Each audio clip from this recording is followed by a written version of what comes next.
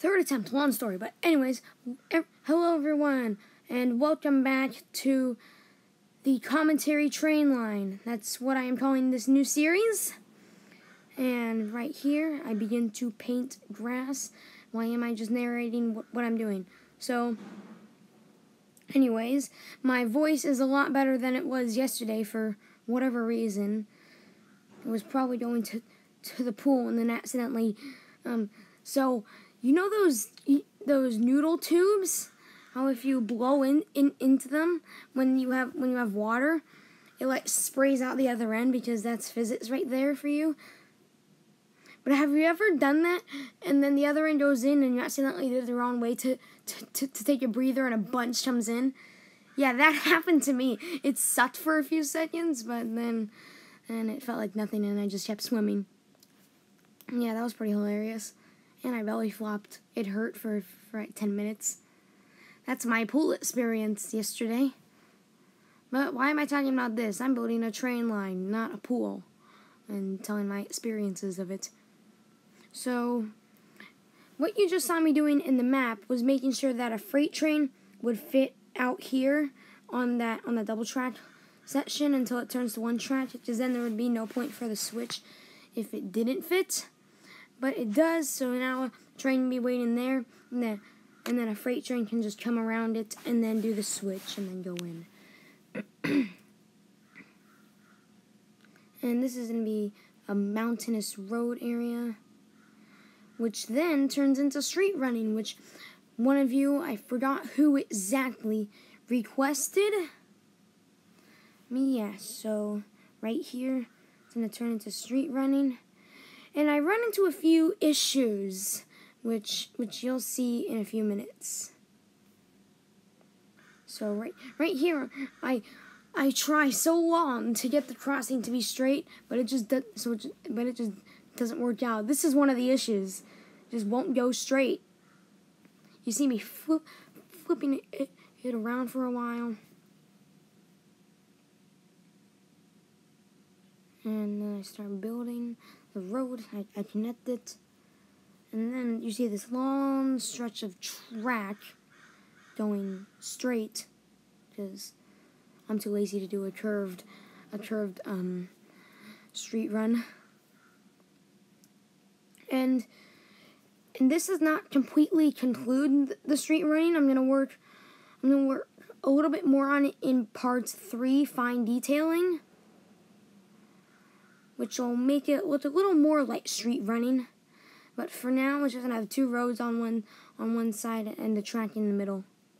Two roads on a road on both sides. I shouldn't have said two roads on one side. That was wrong. A road on both sides with a track in the middle. I just set the crossing to rain the whole time. Now another one is finding out how to get a railroad crossing without the cross butts in the middle of the other road. So then I try to do that and do my secret way, which you guys will now learn. Then one track doesn't work, but two tracks does. So here's my new secret way. I use invisible tracks that in the map doesn't look like any track is there. Hold on, I'm getting ahead of myself. So right here, I put stop signs. So, and you'll understand why when it's all done. But there are sometimes when I don't do that and I just go ahead. I just go ahead of the train and then do it much earlier than a road crossing is kind of scheduled to do it in the game.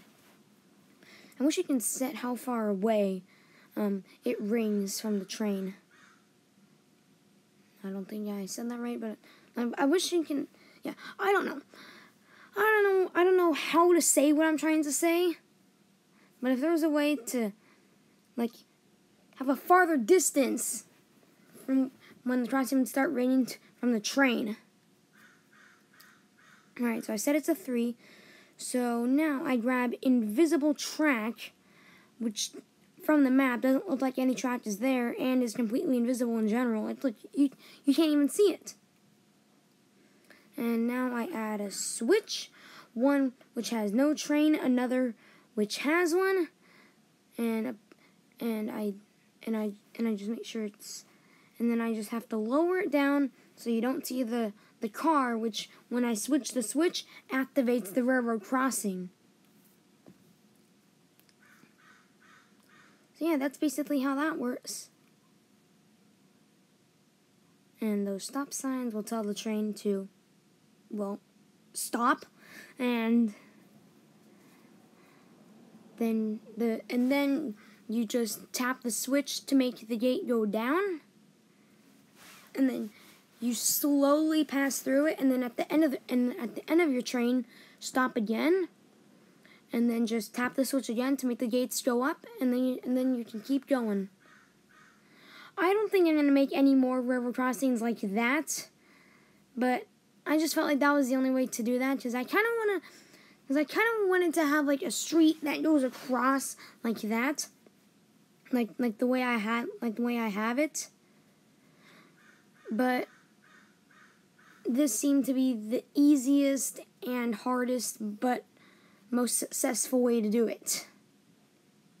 Because this is the challenge. That's why it has to be hard. Because that guy 7-5 said that this is a challenge, and you know what? I'm actually agreeing with him. This route is a challenge. You guys probably have seen some of my route tours, and I'm going to do one of a route I've been working on for a few months now.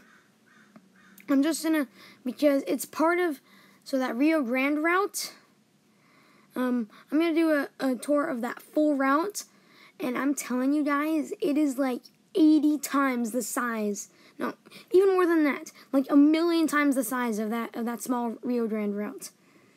I'm gonna time lapse it in this kind of mode so I can just swipe through the whole time. But yeah, it's pretty massive.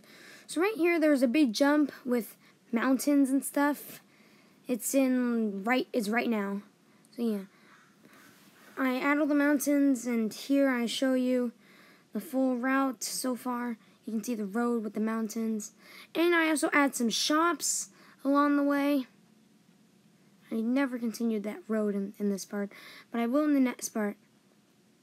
So now let's move on to train running, so I can show you how all this works. And in this, I hit another roadblock. Well, not really much of a roadblock, but more of a train block. Funny joke, right?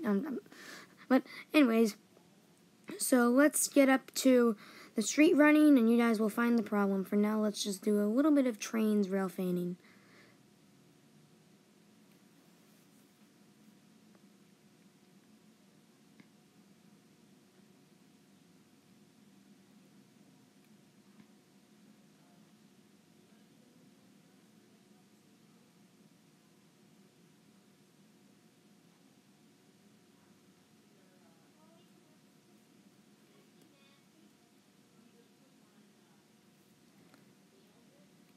Alright, and now I pass the switch without signals. And we come across the street running. The street running section, I should say, really.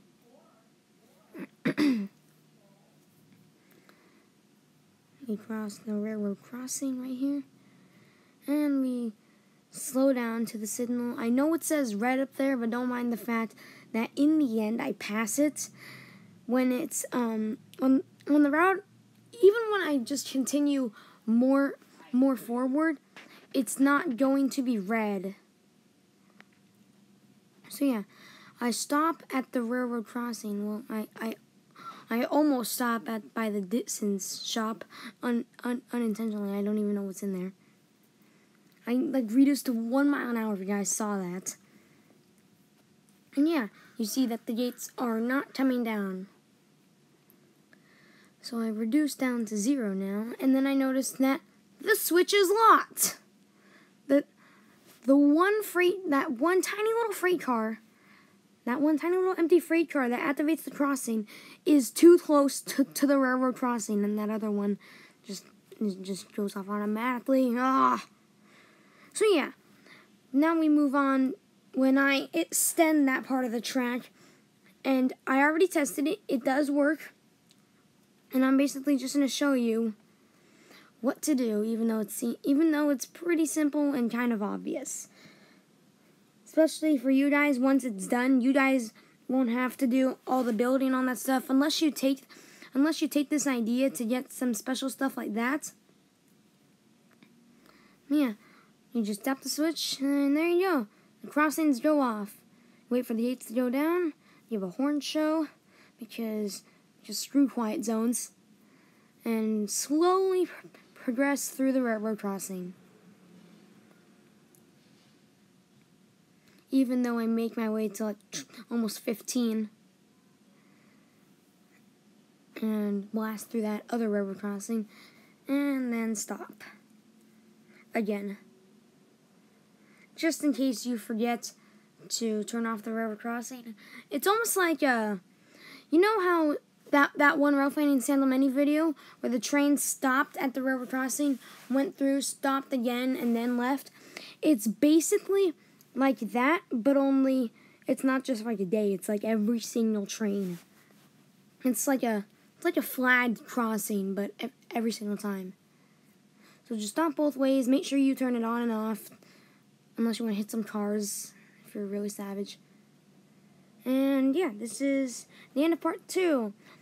Hope you enjoyed. Part 3, fine detailing, will come up very soon. Please leave a like, comment, and subscribe to BNSF Guy 7777. What was I even doing here? Goodbye!